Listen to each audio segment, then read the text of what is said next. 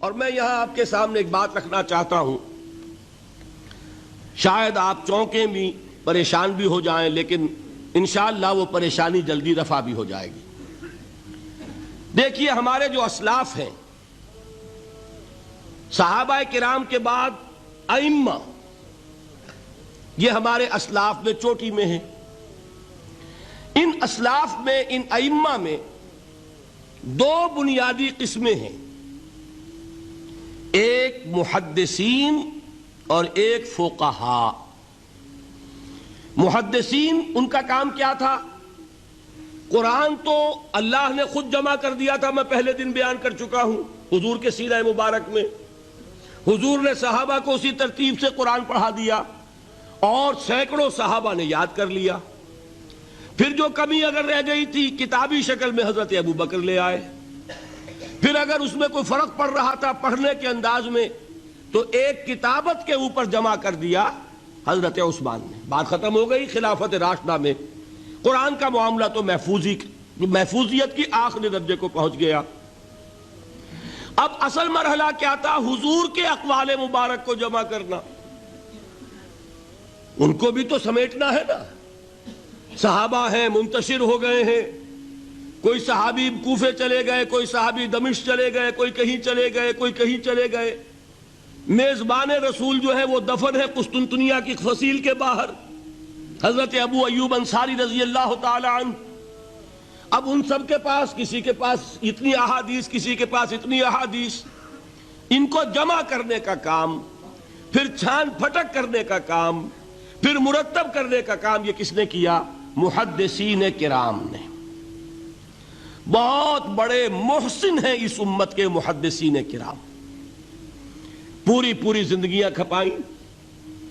ایسا بھی ہوا ہے، ایک صحابی مدینے سے چلتے ہیں، ایک محدث مدینے سے چلتے ہیں، انہیں معلوم ہوتا ہے کہ ایک صحابی دمشق میں ہے، ایک حدیث وہ بیان کرتے ہیں، ذرا باریک بات ہے، سمجھ لیجئے گا۔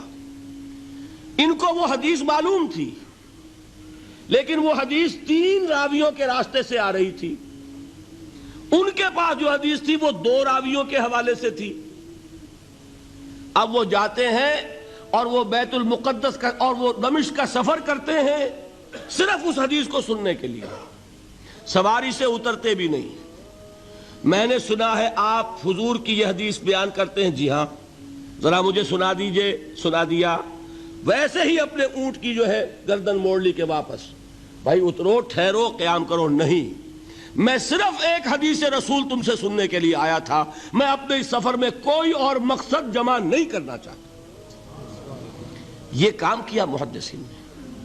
بہرحال میں اس وقت جمع و تدوین حدیث کے موضوع پر میری گفتگو نہیں ہے، لیکن چونکہ ہمارے اس جدید دور کے فتنوں میں ایک فتنہ ہے انکار حدیث کا۔ لوگ سمجھتے ہیں جیسے کہ ڈرائنگ رومز میں بیٹھے ہوئے آرام سے کتابیں پڑھتے ہیں، شاید ایسے ہی محدثین کا کام تھا۔ انہوں نے جس طرح زندگیاں لگائی ہیں اور جس طریقے سے حدیث کو جمع کرنے کے لیے مشقتیں جھیلی ہیں، اس کا آج ہم تصور نہیں کر سکتے۔ اچھا، وہ تو محدثین کرام ہیں، ان میں بھی اب ایک کا نام نوٹ کر لیجئے، چوٹی پہ کون ہے؟ امام بخاری، امام مسلم، امام ترمذی، امام احمد ابن حنبل، امام ابن ماجہ، امام ابو داؤد، سب ہیں، لیکن چوٹی پر رئیس المحدثین کون ہے؟ امام بخاری۔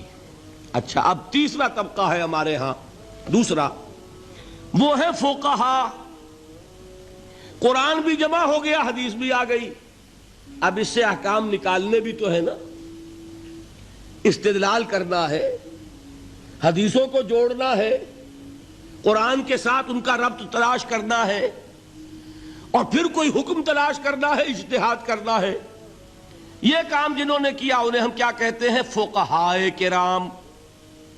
اور ان میں بہرحال جو لوگ یہاں جمع ہیں، مجھے یقین ہے کہ وہ اس بات کو تسلیم کرتے ہوں گے کہ ان میں چوٹی پر ہیں امام ابو حنیفہ رحمۃ اللہ علیہ، امام اعظم۔ ٹھیک ہے، کسی کی رائے ذرا مختلف بھی ہو سکتی ہے، کوئی شافعی مسلک کا ہے تو امام شافعی کو بہرحال وہ اونچا درجہ دے گا، مالکی مسلک کا ہے تو امام مالک سے اسے زیادہ نسبت ہے۔ لیکن واقعہ یہ ہے پوری دنیا نے تسلیم کیا ہے کہ قانون کا جتنا سینس امام ابو حنیفہ کو ہے، قانون ایک علیحدہ شے ہے، اخلاقیات علیحدہ چیز ہیں، ایک شے کا اخلاقی تقاضا کچھ اور ہے، قانونی تقاضا کچھ اور ہے۔ آپ کو کسی نے تھپڑ مارا، اخلاقی تقاضا کیا ہے؟ معاف کر دو بھائی، اور قانونی تقاضا کیا ہے؟ جوابی تھپڑ رسید کرو، اس لیے کہ اگر یہ نہیں کرو گے تو اس کی ہمت افزائی ہوگی، یہ کسی اور کو بھی تھپڑ مارے گا۔ قانون کا تقاضا یہ ہے، السن بالسن، دانت کا بدلہ دانت، والاذن بالاذن، کان کا بدلہ کان، قانون یہ ہے۔ اور اخلاق کا تقاضا کیا ہے؟ وَإِن تَعْفُوا وَتَصْفَحُوا وَتَغْفِرُوا، اگر تم بخش دو، معاف کر دیا کرو، لوگوں سے درگزر کیا کرو، فَإِنَّ اللَّهَ غَفُورٌ الرحیم، تو اللہ بھی تو غفور الرحیم ہے۔ تقاضے متضاد ہو گئے کہ نہیں؟ کسی معاملے کے اخلاقی پہلو پر نظر رکھنا یہ اور مزاج ہوگا، اور کسی معاملے کے قانونی پہلو کی گہرائی میں اترنا یہ اور مزاج ہے۔ میں اپنا احساس عرض کر رہا ہوں، اور دنیا میں جو بات مانی گئی ہے کہ جس کا نام لیگل سینس ہے، قانون کا ایک فہم، اس میں دنیا کا کوئی شخص مقابلہ نہیں کر سکتا امام ابو حنیفہ کا۔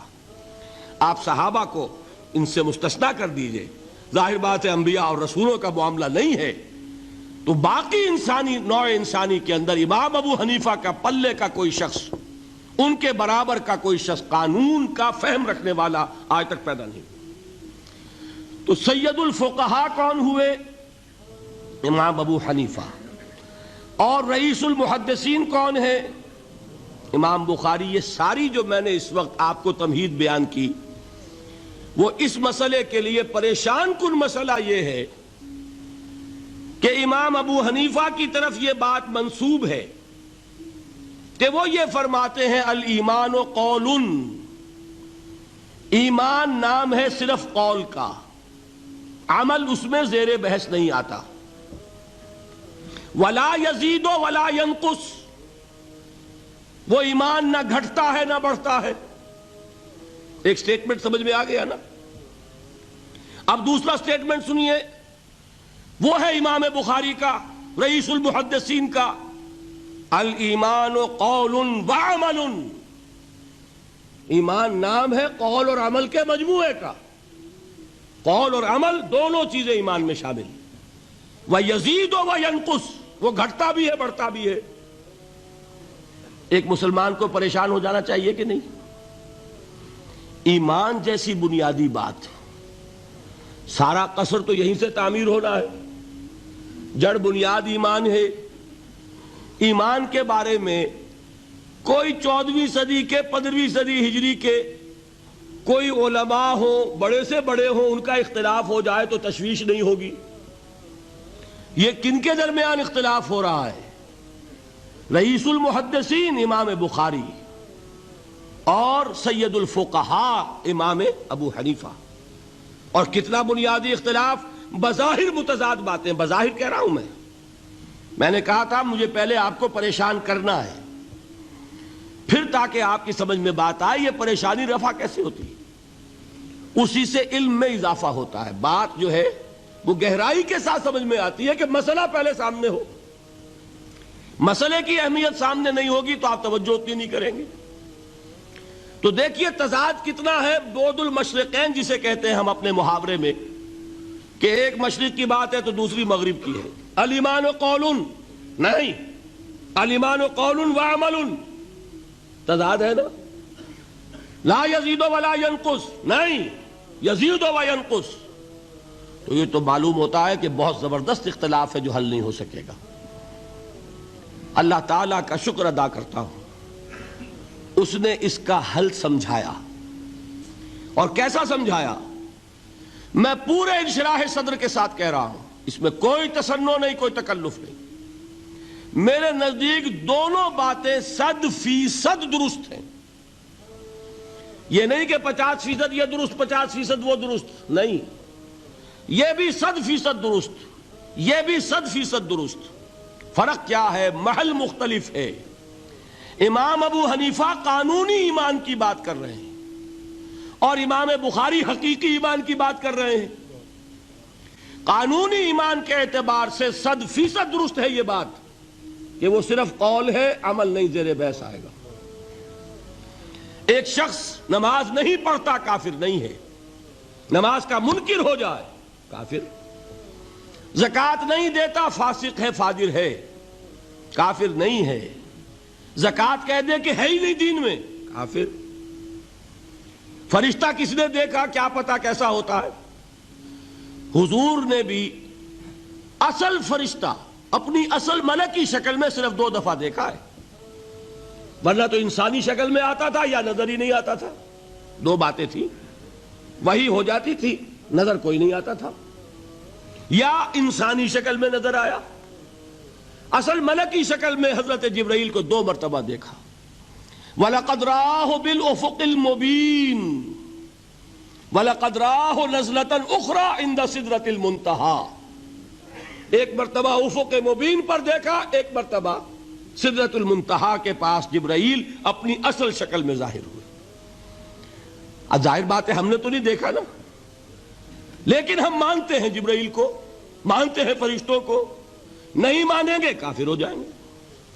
تو معلوم ہوا کہ قانونی ایمان جس پر دار و مدار ہے کفر اور اسلام کا، اس کا کل دار و مدار صرف قول پر ہے، ماننے پر ہے،